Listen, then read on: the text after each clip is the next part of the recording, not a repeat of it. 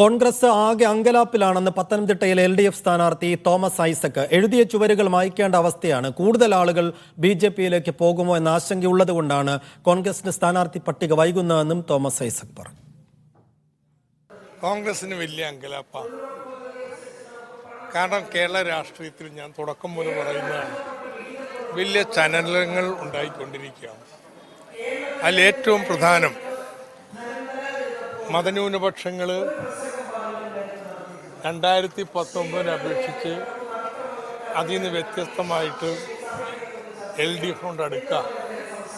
ഇത് മലബാറിൽ വളരെ വ്യക്തമായിട്ട് കാണും. തെക്കും അതിനുള്ള പ്രവണതകളുണ്ട്. കോൺഗ്രസിലുള്ള വിശ്വാസം കുറഞ്ഞിരിക്കുന്നു. അതിൻ്റെ വെപ്രാളാണ്. ഏതായാലും കോൺഗ്രസ് അങ്കലാപ്പിലാണ്.